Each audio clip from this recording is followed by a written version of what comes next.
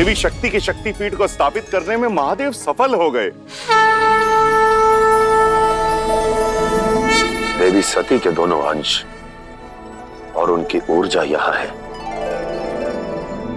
जो सदैव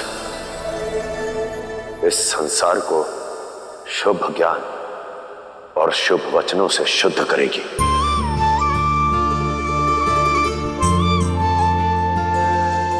इनके दोनों अंश यहां गिरे इसलिए ये दोनों स्थान अनंत काल तक मनुष्य गणों का उत्कर्ष करेंगे और सिद्धि देंगे।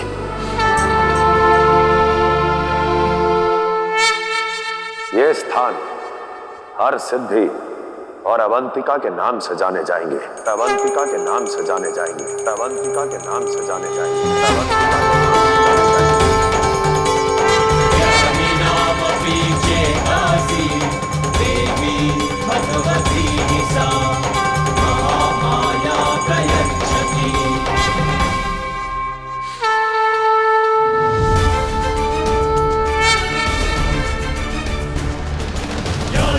सर्वभूतेषु विष्णुमायेति शब्दिता नमस्तस्यै नमस्तस्यै नमस्तस्यै नमो नमः।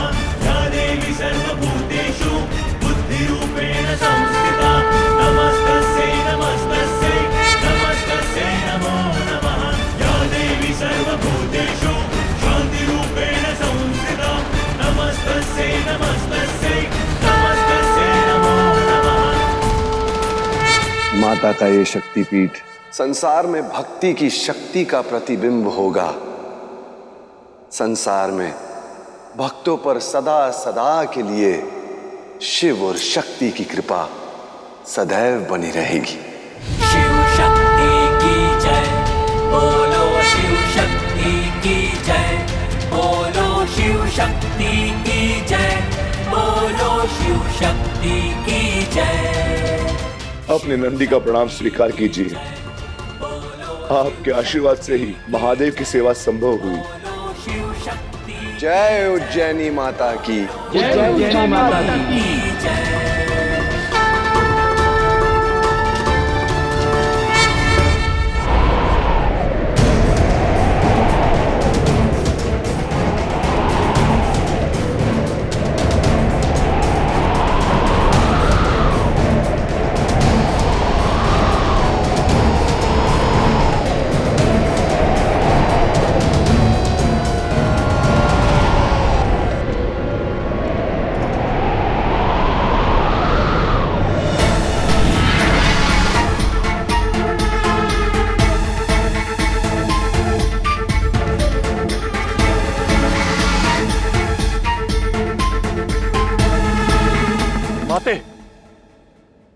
ये धूल भरी आंधी तो रुक गई, परंतु वो प्रकाश पुंज कहीं दिखाई नहीं दे रहा है।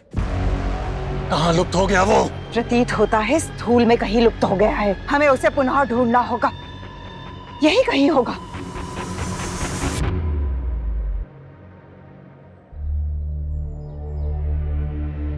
प्रभु,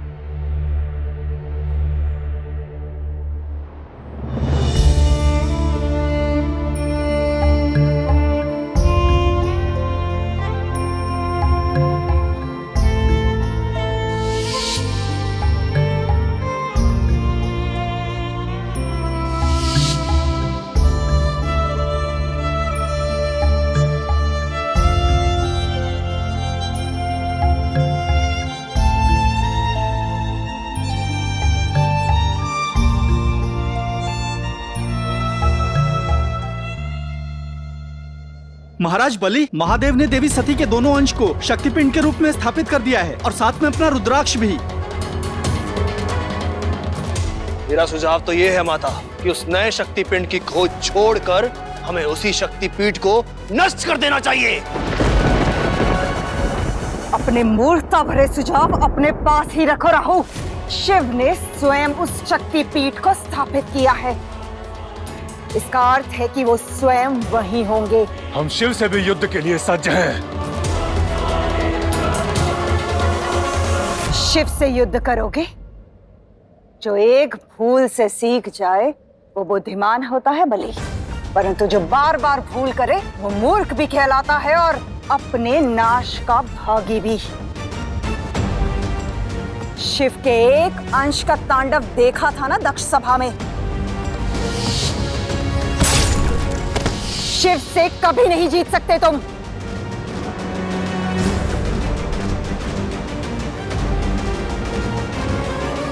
यदि बिना शिव से युद्ध किए हमारा काम हो जाए माते, तो शिव 2 ही शक्तिपीठ को स्थापित करके शांत नहीं बैठेंगे माते।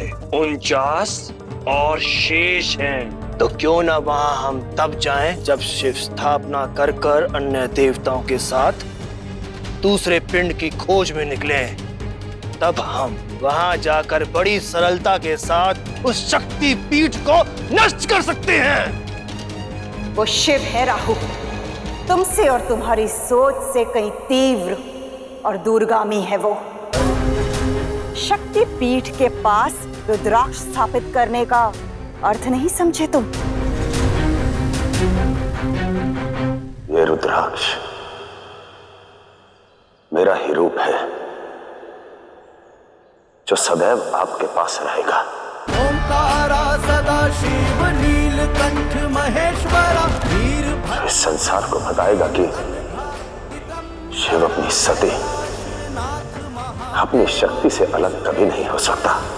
भैरव पशुपति भोले गंगाधरा।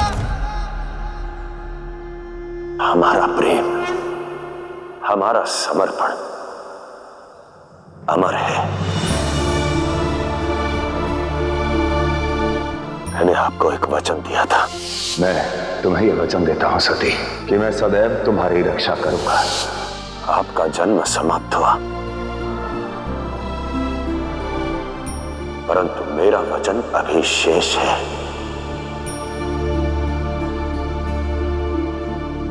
अब किसी ने भी इस पिंड पर अनुचित दृष्टि भी डाली तो वो स्वयं मिट जाएगा।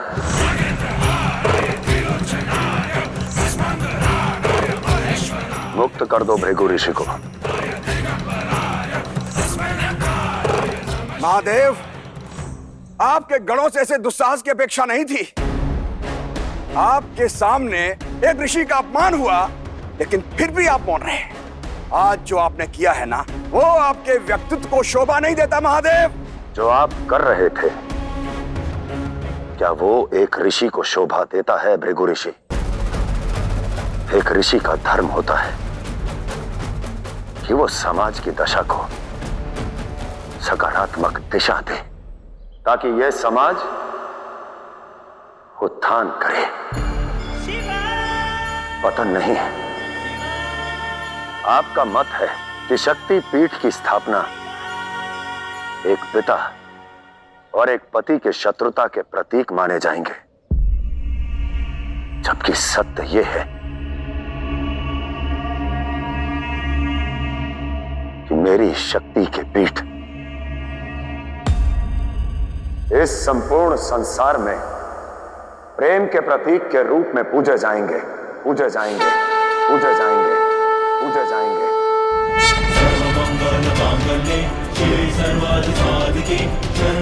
ऊर्जा देंगे नारी को, संदेश देंगे कि शरीर के टुकड़े होने के बाद वो भंग हो जाता है, परंतु यदि प्रेम के टुकड़े हो तो वो और अधिक विशाल हो जाता है। क्या आप जानते हैं कि प्रेम महान क्यों है? क्योंकि प्रेम ईश्वर की भांति कण कण में समाहित है।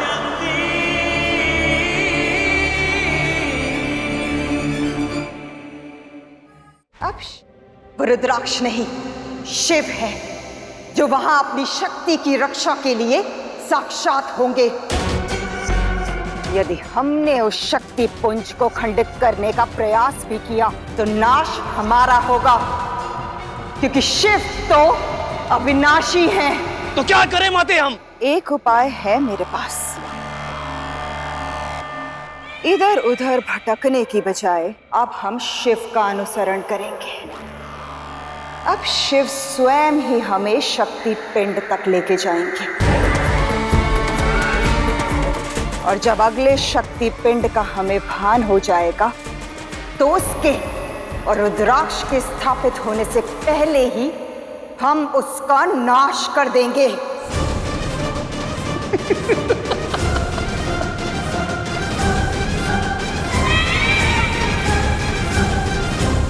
देवी सती के 51 टुकड़े जहां जहां गिरे, मैं वहां वहां शक्ति पीठ की स्थापना करूंगा और वो नारी शक्ति के प्रतीक होंगे, प्रेरणा देंगे, संदेश देंगे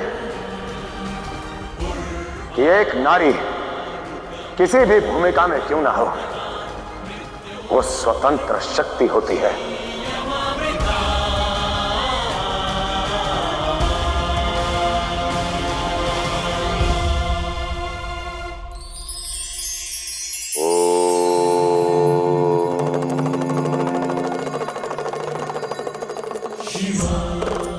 उचित, अनुचित, नैतिकता और अनैतिकता, इनके बीच का संघर्ष बहुत पुराना है। परंतु प्रश्न यह है कि नैतिकता और अनैतिकता के इस द्वंद्व से बाहर कैसे निकला जाए। तो जब कभी भी स्वयं को इस द्वंद्व में फंसा पाओ तो स्वयं से एक प्रश्न पूछो कि आपके पास क्या करने का अधिकार है, परंतु उस स्थिति में क्या करना उचित होगा। यदि ये जान लिया, इस पर विजय पाली, तो नैतिकता और अनैतिकता के बीच की दूरी समाप्त हो जाएगी। परंतु स्मरण रहे, महत्वपूर्ण निर्णय लेने से पूर्व भयभीत होना गलत बात नहीं, भयभीत होकर निर्णय ना लेना ये गलत है। इसलिए भय आपको कर्तव्य पथ से भगा देगा और साहस आपका मार्ग प्रशस्त करेगा।